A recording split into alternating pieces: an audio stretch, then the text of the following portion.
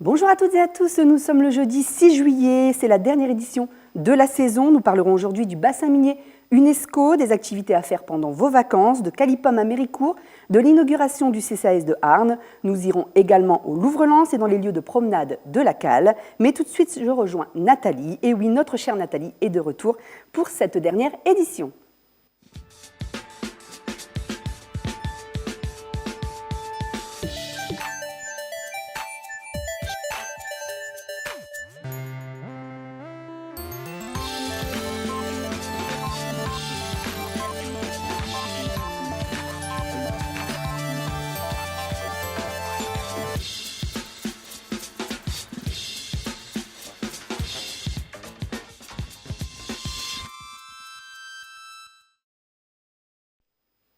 Bonjour Nathalie, bienvenue sur le plateau pour de nouveau nous parler des actus du territoire dans nos communes. Bonjour Valérie, bonjour à toutes et à tous. Alors vous avez de grosses déperditions d'énergie, comment le découvrir ? Eh bien c'est tout simple Valérie. Les 5 espaces Info-Énergie d'Inari se sont munis dernièrement d'une boîte à outils appelée Maîtrise ton énergie. Vous pourrez dorénavant emprunter gratuitement avec une caution une série d'appareils vous permettant d'évaluer et d'agir sur vos consommations d'énergie.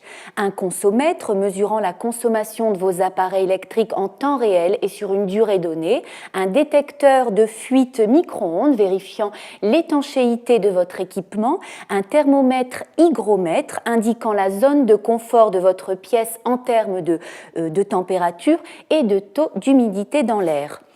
Et plein d'autres appareils à tester auprès de votre conseillère. Pour cela, il vous suffit de contacter votre espace Info-Énergie au 6 rue Lavoisier à Lens ou par téléphone au 03 21 79 05 18 ou encore par mail à info-énergie@aglo-lensliévin.fr.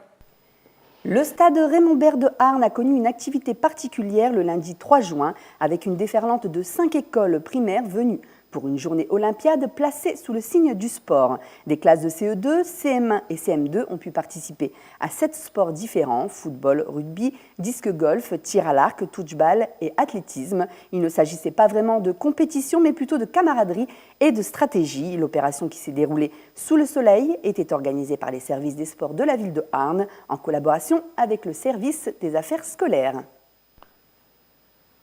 Les parapluies sont de retour dans la rue de la Paix à Lens. En effet, depuis quelques jours, les services techniques de la ville de Lens, les responsables réseau électrique et les artistes réinstallent les parapluies qui malheureusement avaient été démontés pour la sécurité de tous lors d'une violente tempête. Vous pourrez donc durant vos vacances vous arrêter rue de la Paix pour prendre quelques belles photos, mais pas seulement. Vous pourrez également suivre la Yellow Brick Road jusqu'au Louvre-Lens et participer à de nombreuses balades ou ateliers organisés par l'Office de tourisme Lens-Liévin.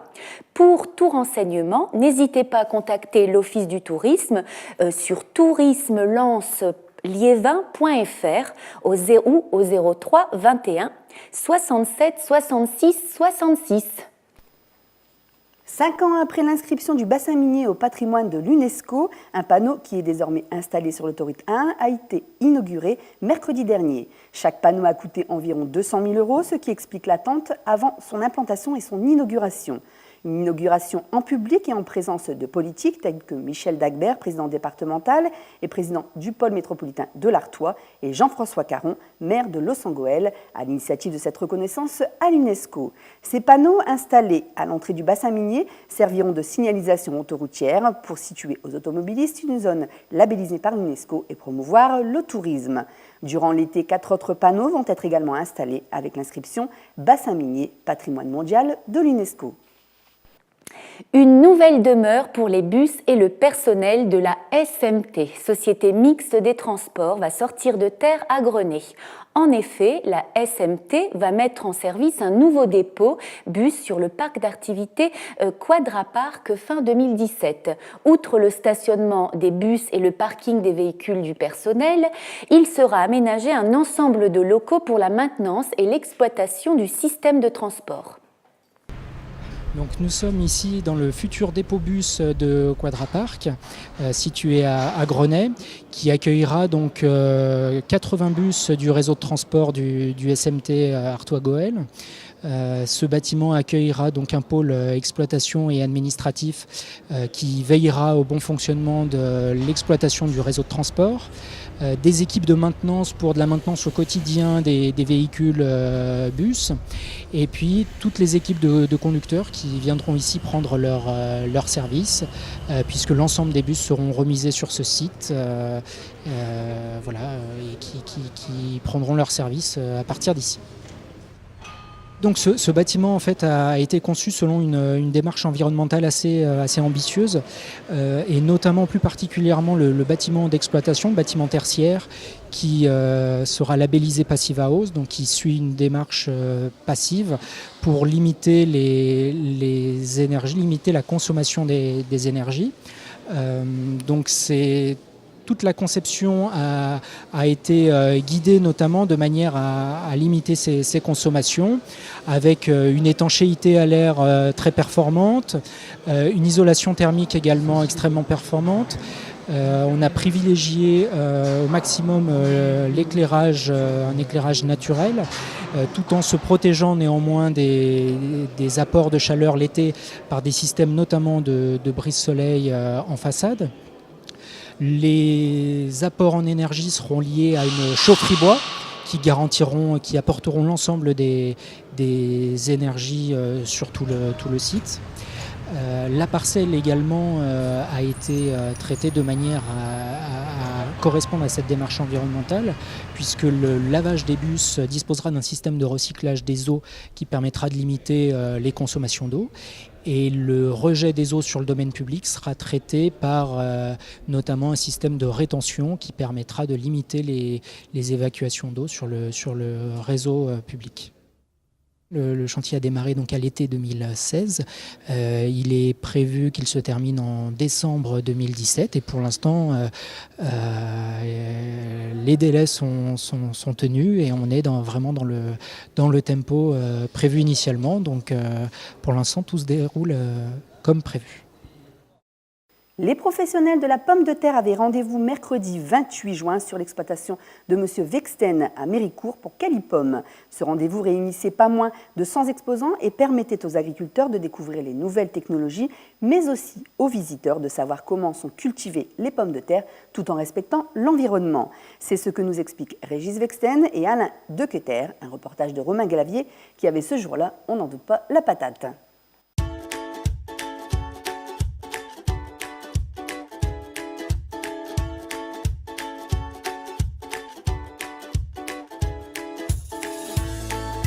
Aujourd'hui, donc l'événement s'appelle Calipom. Donc c'est quelque chose qui a pris naissance à peu près il y a une vingtaine d'années. La raison principale, c'était d'améliorer l'image de la pomme de terre régionale. Donc au début, on va dire que ça démarrait petitement et ça monte en puissance d'année en année, sachant que ça a lieu une fois tous les 2 ans.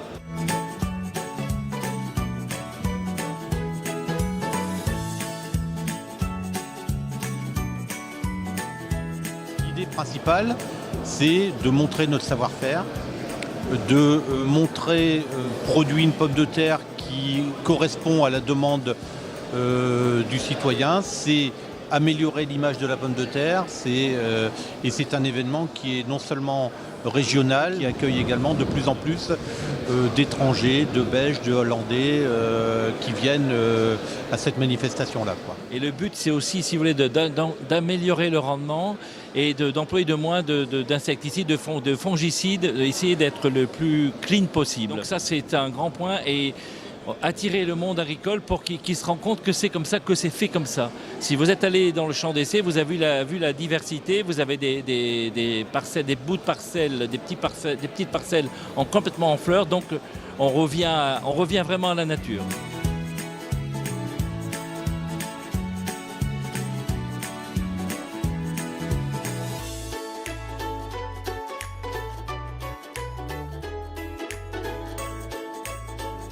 C'est plus que d'actualité, on est dans le vrai. Aujourd'hui, les entreprises comme les nôtres, elles sont Global Gap. Global Gap, si vous n'êtes pas dans le cercle respecter l'environnement, respecter l'eau, vous ne pouvez pas être Global Gap. Mais aujourd'hui, c'est un minimum.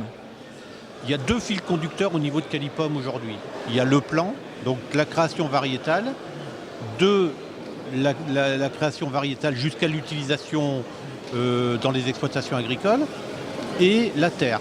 C'est-à-dire que la terre, le lieu de vie de la pomme de terre, c'est la terre. Donc il faut la préserver. Donc c'est un événement qui rassemble énormément de producteurs. En plus, ça tombe à une période où les travaux des champs permettent de pouvoir se libérer et de venir à des manifestations comme celle-ci. Voilà.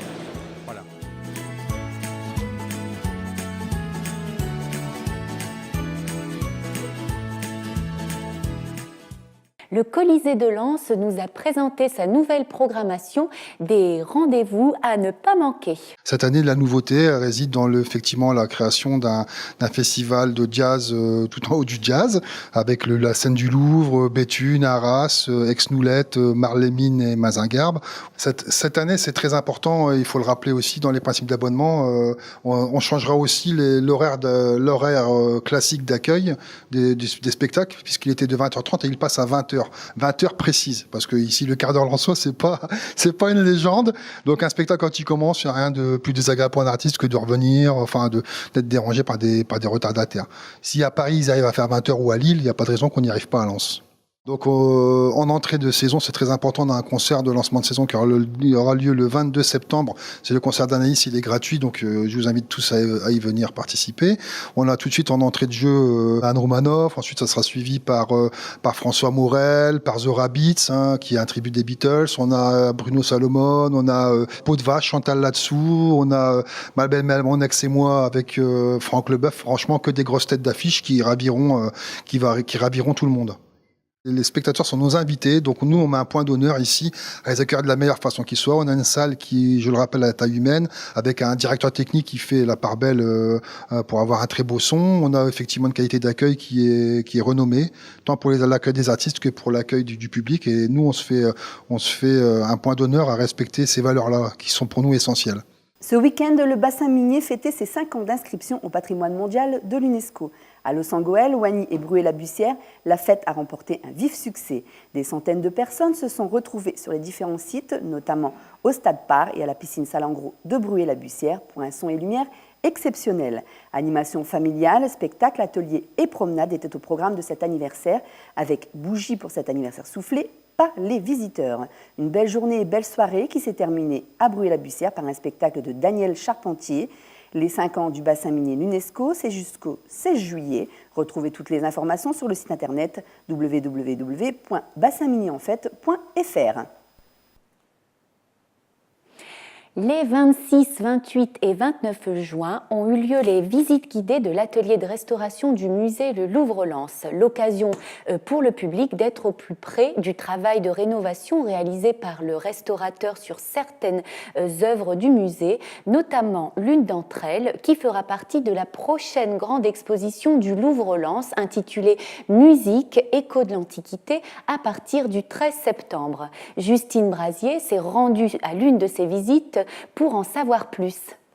Cet espace très intéressant.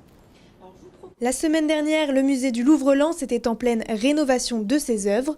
L'organisation de visites guidées de l'atelier permettait au public de s'informer sur le travail en cours, mais aussi d'échanger avec le restaurateur. Nous, on accueille les visiteurs pour ces visites des restaurations. On va proposer aux visiteurs de découvrir l'atelier, de découvrir l'œuvre et surtout de discuter avec le restaurateur qui est en train de travailler. Le contrat qui est passé entre le restaurateur et le musée du Louvre-Lens prévoit que son travail se passe en public au travers de la baie vitrée. Donc même pour les visiteurs qui ne peuvent pas, qui ne souhaitent pas, qui n'ont pas le temps d'assister à la visite, ils peuvent le regarder en train de travailler. Et puis pour ceux qui souhaitent s'inscrire à cette visite, eh bien dans ce cas-là, on les fait descendre dans l'atelier. Et donc c'est l'occasion pour les visiteurs de poser toutes leurs questions au restaurateur. Le Louvre-Lens a fait appel à Daniel Ibled, restaurateur de sculpture. Il intervient ponctuellement sur des œuvres qui vont être mises en exposition dans les salles et explique son intervention au public lors des visites. Et du coup, il y a des bulles d'air qui sont dans et des moments... Pour le moment, je fais juste une intervention de bichonnage, qu'on appelle, c'est-à-dire c'est pas vraiment une restauration, c'est juste une remise en forme pour une présentation, pour être sûr qu'il n'y ait pas de souci au moment et de la mise en place, et pendant l'exposition, et au moment du retrait. Donc c'est revérifier l'œuvre dans son ensemble, pour voir au niveau structure s'il n'y a pas de problème de structure, s'il n'y a pas des parties qui sont décollées ou qui sont abîmées pendant le transport ou pendant les temps de stockage. Donc vérifier ça, puis après vérifier au niveau de la polychromie, enfin au niveau de la patine, là, on ne peut pas parler de polychromie au niveau de la patine, qui est une unité au niveau de couleur. Enfin, voilà, c'est refaire un tour d'horizon de l'œuvre avant qu'elle soit mise en salle. C'est toujours un peu un challenge parce qu'on ne sait jamais où on va, on sait quand on commence, mais on ne sait pas quand on s'arrête. Mais là, ça va, c'est une opération, c'est simple. C'est de la petite intervention avant une mise en salle. J'en ai fait des plus compliqués que ça. Si vous avez loupé l'événement, sachez que des visites du genre sont organisées tout au long de l'année. Elles sont annoncées sur le site du musée. Vous pouvez réserver sur place ou par téléphone. Le tarif varie de 4 à 6 € selon votre statut. Jeudi dernier, la Maison de l'Emploi de Lens, Liévin et Nacarvin organisait un après-midi Osons nos talents. L'événement s'est déroulé à la salle Cuvelier de Loison-sous-Lens. L'occasion pour les personnes en recherche d'emploi de participer à des ateliers pratiques, recyclage, logistique, aide à la personne, bâtiment et restauration. Un reportage de Justine Brasier. Depuis 1 an, plusieurs manifestations Osons nos talents ont été organisées sur le territoire. Le 29 juin dernier, à Loison-sous-Lens, les participants ont pu suivre divers ateliers pratiques et récolter des informations sur les métiers qui les ont interpellés. Osons nos talents, c'est une action qui consiste à aider les personnes qui sont en recherche d'emploi sur leur orientation professionnelle, leur faire découvrir des métiers. Donc on fait ça sur Lens, Liévin et Nacarvin, on en a une dizaine à organiser. Et puis ils ont souhaité aussi, le pôle métropolitain, élargir ça sur le territoire de Béthune. Donc là aujourd'hui, il y en a un qui se passe sur Marle-les-Mines également en même temps. Eux c'est leur première et donc on transfère un peu ce concept sur d'autres territoires. Toutes personnes qui veulent venir découvrir des métiers, il y a de quoi faire et peuvent venir sans difficulté. Les ateliers sont accessibles à tous, tout type de domaine est représenté, industrie, restauration ou encore service à la personne. Olivier Soudan est venu en tant que formateur animer les ateliers autour du bâtiment. La partie qui va rester apparente. Nous sommes venus participer au salon Osons nos talents pour faire découvrir aux jeunes et aux moins jeunes bien sûr les métiers du bâtiment et surtout les métiers de l'enveloppe du bâtiment. Ces métiers sont méconnus on va dire et quelquefois dévalorisés. Mais des métiers du bâtiment, on peut faire des très beaux métiers en se formant et c'est pour ça qu'on va aussi bien sûr faire découvrir les métiers mais surtout les formations que l'on peut proposer au sein du FA Sainte-Barbe à Los Angeles pour des jeunes qui voudraient éventuellement rentrer en contrat d'apprentissage. Plusieurs personnes étaient au rendez-vous, notamment des jeunes à la recherche de formation ou de travail.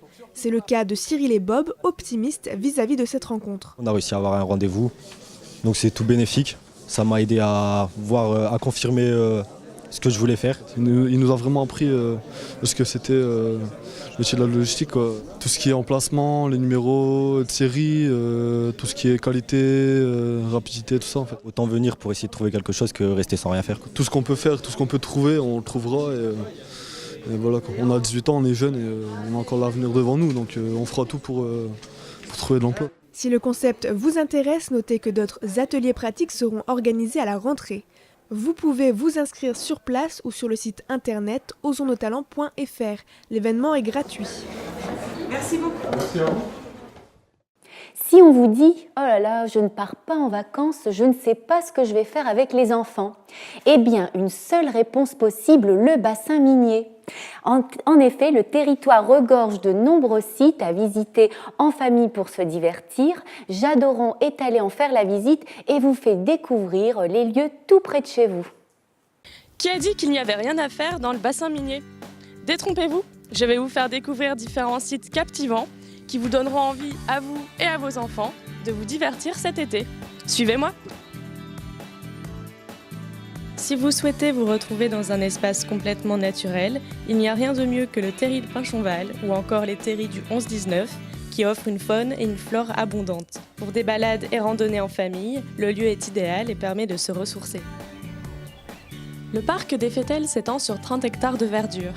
Situé à Vendin-le-Vieil, vous pourrez y pratiquer toutes sortes d'activités, telles que du mini-golf, du football, de la pétanque, du tennis, de la pêche et de nombreuses balades. Le parc de nature et de loisirs Marcel Cabidu à Vingles propose de nombreuses activités gratuites, du disque golf ou encore de la pêche. Vous pourrez également faire profiter vos enfants du City Stade et de la plaine de jeux. On fait à peu près 500 adhérents par an qui payent la carte à l'année. Et puis on peut faire à peu près 3000 invitations journalières, 3500 invitations journalières par an. Donc ces gens qui viennent par invitation journalière payent un droit de 7 € la journée et peuvent pêcher dans nos 6 étangs. Bon, moi, ce que ça m'apporte, c'est beaucoup de détente. La détente, vider notre tête de tous nos soucis, c'est de la relaxation. Si vous avez de jeunes enfants, le parc de la Glissoire deviendra leur lieu préféré. En effet, le Ch'ti Park, qui est situé à l'intérieur, est un espace réservé pour les plus petits, avec des structures gonflables, des piscines à balles, un port miniature et un karting. Pour les amateurs de sensations fortes, une piste de quad est accessible et pour les amoureux de nature, vous pourrez pique-niquer ou encore pêcher. La plage de la Glissoire à Avion a ouvert ce 1er juillet. Vous pourrez profiter de toboggans géants, de jeux, d'activités aquatiques telles que le kayak. De plus, vous pourrez prendre le temps de manger sur place puisqu'il y aura une restauration. Et n'oubliez pas, du 22 au 25 août, toujours à Avion, place de la République, des jeux, des piscines à disposition et des concerts. Partez à la rencontre de 85 espèces animales différentes au parc des Cities. Ouvert tous les jours de midi à 19 h, les enfants peuvent profiter des nombreux jeux mis à leur disposition.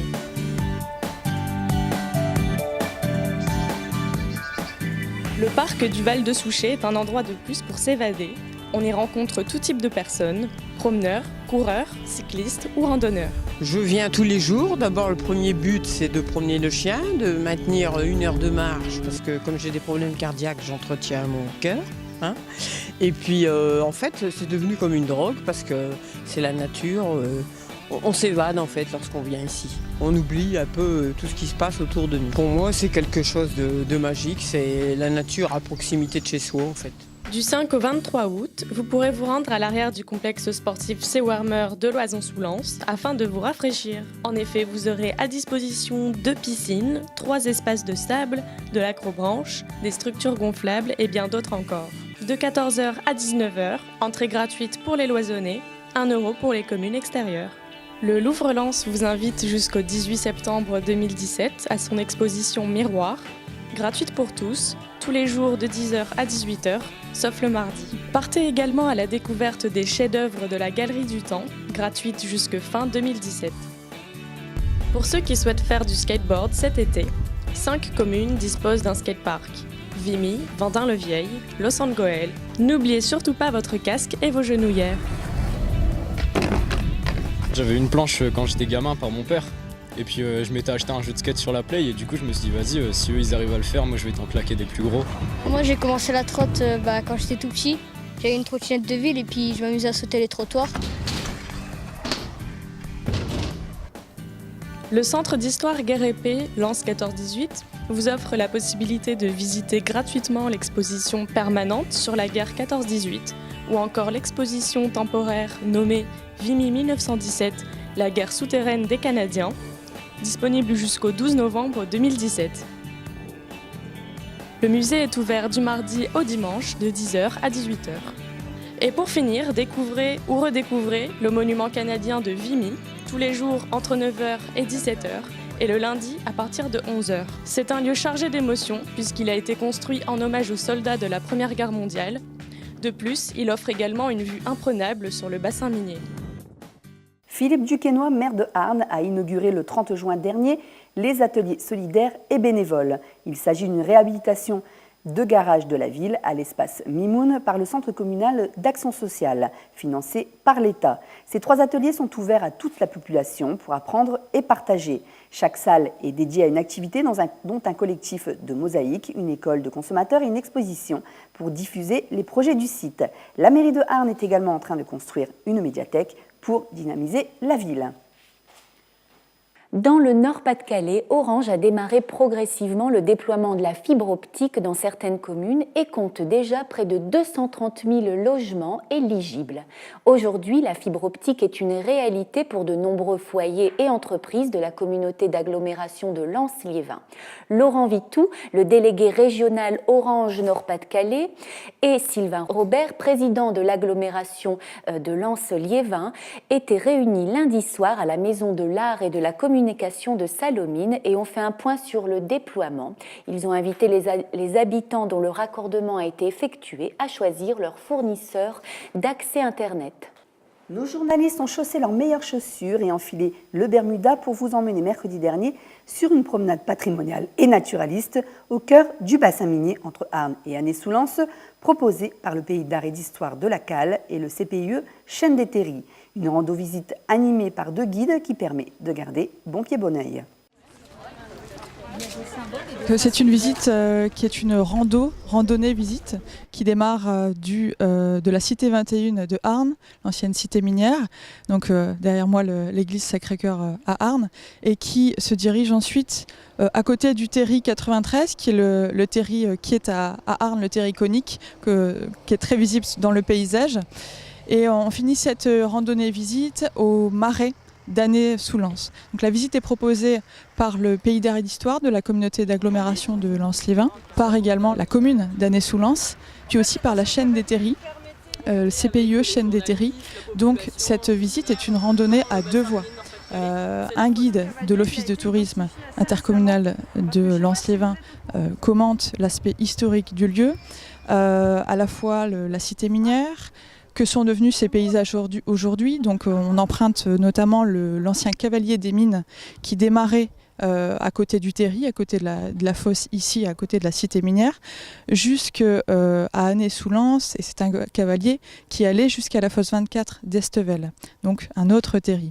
Donc on emprunte une partie de ce cavalier qui est aujourd'hui une voie verte, ce qu'on appelle une coulée verte, et on va essayer d'expliquer aux habitants ce qu'est devenu ce paysage aujourd'hui. Donc on n'est pas tant sur uniquement l'histoire minière, on démarre avec cette histoire de la cité minière 21 et ensuite on est parti sur qu'est-ce qui est devenu ce paysage du noir au vert. Donc voilà, on est vraiment sur une visite un peu particulière. Le Pays d'art et d'histoire de la communauté d'agglomération de Lens-Liévin tente de diversifier ses visites et on va le voir aujourd'hui pendant la visite, il y a énormément de randonneurs inscrits parce qu'on est sur 5 km de visite, ce qui équivaut à 2h30 de visite.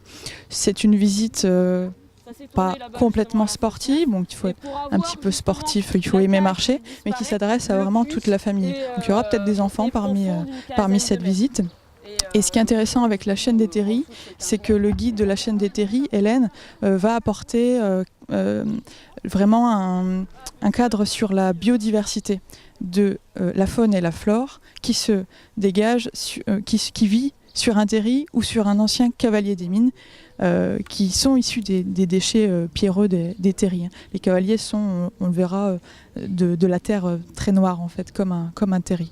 On attend du monde pour aujourd'hui, on attend je pense une 30aine de personnes qui suivent cette visite et cette visite est gratuite. Voilà, donc c'est la seule pour l'instant de l'année.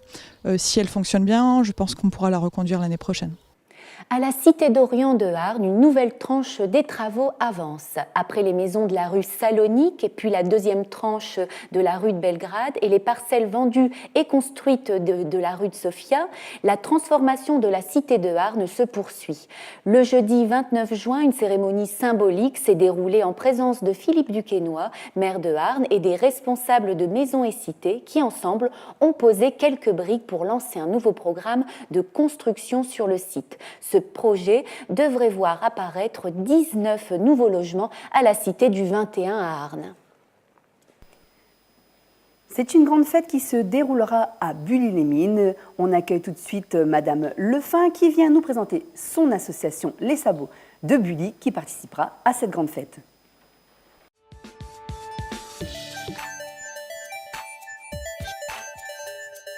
Madame Lefin, bonjour, bienvenue sur le plateau de Télégoël. Bonjour Valérie. Alors, vous faites partie de l'association Les Sabots de Bully. Pouvez-vous nous présenter votre association? Alors, c'est une association de danse folklorique avec des sabots et des costumes des années 1930. Nous dansons dans les EHPAD afin d'améliorer un peu la vie des résidents. Nous faisons des prestations également dans les villes, nous animons les quartiers, nous défilons, nous dansons avec nos sabots et avec le traditionnel mariage à sabots. Alors, est-ce que vous pouvez nous parler de l'origine de ce mariage à sabots? Ça vient de où? C'est quelque chose qui, ça fait longtemps que vous le faites à Bully-les-Mines? Oui, il y a eu une première réunion, rencontre, voilà. Et nous avons repris il n'y a pas très longtemps. C'est une tradition qui se faisait, les mariages qui n'étaient pas acceptés par l'Église. Donc les gens faisaient un mariage entre eux et ils faisaient avec des sabots. D'accord. Et d'ailleurs, cette fête, on l'a retrouvée dans beaucoup de villes il y a quelques années. Il y a quelques années, oui. On la retrouve à Bully-les-Mines. Alors, ce week-end, je crois que c'est ce week-end, qui a lieu une grande fête à Bully-les-Mines à laquelle vous participez. Est-ce que vous pouvez nous expliquer un peu ce qui va se dérouler? Alors, c'est un marché artisanal nocturne. Il y aura près de 53 exposants. Des artisans, des fleurs en plumes, des tourneurs sur bois, des graveurs sur verre. Il y aura la possibilité de se restaurer. Il y aura un food truck, les cuisines africaines, la cuisine du monde, un bar à jus de fruits frais et de légumes pour faire le plein de vitamines, soupe à l'oignon, des gaufres, des glaces, enfin il y aura de quoi se restaurer. Et il y aura aussi des animations pour enfants, des jeux pour les petits et pour les grands, avec de nombreux lots à gagner. Il y aura des jongleurs, des clowns, un orgue de barbarie. Il y a même un géant. Et il y aura Fernand, l'autre géant de Bully. Alors, ça se passe où exactement? Quand et à quelle heure? Alors, le 8 juillet, de 18h à 22h, place Clémenceau, autour de la maison des associations, qui se trouve derrière l'église Saint-Maclou. C'est la première fois qu'a lieu cet événement sur Non, c'est la 2e édition. Et nous sommes 2 associations associés pour faire cette manifestation, donc les sabots de Bully et le cours d'évolution rythmique. Donc c'est vous qui avez organisé tout ce marché avec la venue d'autres associations, etc. Avec les 2 associations, on a mis tout ça au point, on a contacté tous les artisans. Et avec la participation de la municipalité. Avec la participation de la municipalité. Également. Alors, combien il y a de bénévoles qui participent à l'événement? Alors nous sommes une dizaine de bénévoles qui avons fait un groupe de travail et par derrière, il y a tout un groupe de bénévoles qui vont assurer la sécurité, la mise en place des stands, la vente de la buvette, la vente de crêpes. Comment vous est venue l'idée de faire ce marché artisanal? Ça vous est venu parce que c'est un peu comme ça se fait dans le sud quand on est en vacances? Voilà, on voulait faire bénéficier aux Bullygeois et les environs des personnes qui ne peuvent pas partir en vacances, de bénéficier d'un marché comme on voit dans le sud lorsqu'on est en vacances. Alors, on rappelle la date, donc samedi. Samedi 8 juillet de 18h à 22h, place Clémenceau.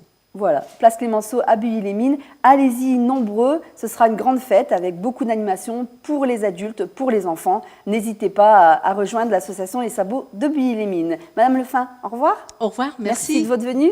Venez à nombreux. Très bientôt. D'accord, on dit à tout le monde de venir nombreux à cette manifestation. Hein. Alors, vous avez hâte d'y être. D'ailleurs, lui, je pense qu'on ne va pas lui mettre de sabots parce qu'il va plutôt en basket. Comme tout bon sportif, on retrouve tout de suite Fred Peter pour un dernier point sur le sport avant la rentrée, où désormais nous allons vous parler du RC Lens dans cette rubrique. On en est ravis. Et ça débute aujourd'hui avec la première conférence de presse de la saison qui avait lieu jeudi dernier à la Gaillette. Mais pour cela, il nous faut notre spécialiste. Fred Peter, c'est à toi.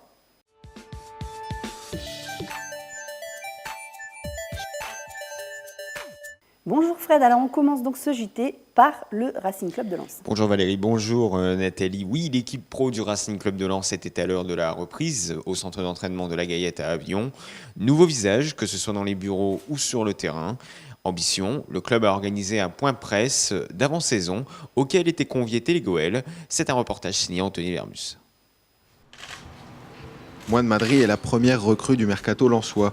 Arrivé en fin de contrat avec l'AC Ajaccio, il a signé un bail de 2 ans, plus 1 en option.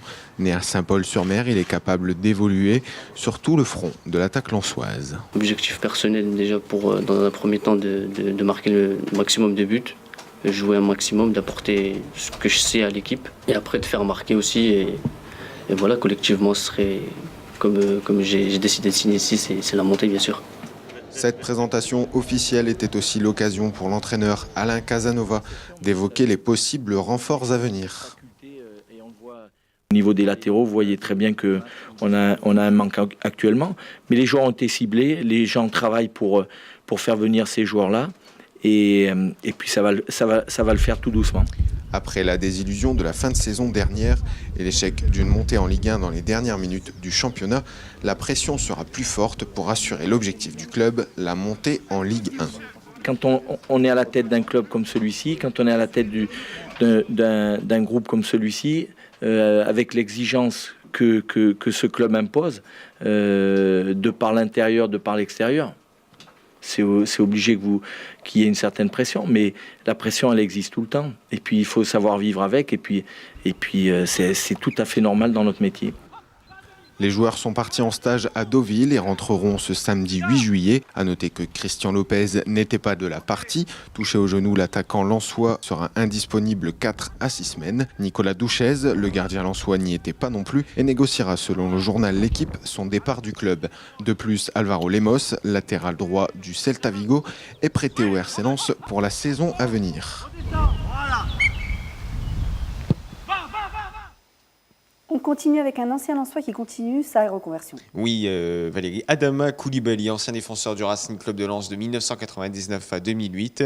Il était en train de passer ses diplômes pour devenir entraîneur et il a reçu le brevet d'État après avoir commencé sa formation l'année dernière. À noter qu'Adama Koulibaly était l'un des adjoints de Christophe Rémond au sein de l'équipe du RC Lens des moins de 17 ans cette saison. Dans les prochains jours, il risque d'y avoir du monde dans les bureaux des clubs de foot. Oui Valérie, avant le début des vacances, les dirigeants et les entraîneurs reçoivent les jeunes et les moins jeunes pour la remise des licences. Ce précieux sésame vous permet tout simplement de jouer au football ou de vous afficher sur une feuille de match. Certaines équipes acceptent encore des joueurs pour la saison prochaine, donc si vous êtes intéressé par une petite saison sur le gazon, eh bien rapprochez-vous d'un des nombreux clubs de foot existants dans le Lensois. Merci Fred. Merci Valérie. Merci Nathalie. Merci à toute l'équipe de Télégoël, aux personnes qui nous permettent de continuer à vous informer sur votre territoire. Nouvelle rubrique à la rentrée, nouvelle tête. Vous verrez, ça va être sympa. On vous attend nombreux sur les réseaux sociaux. N'hésitez pas à nous envoyer vos vidéos et je vous souhaite de bonnes vacances à tous.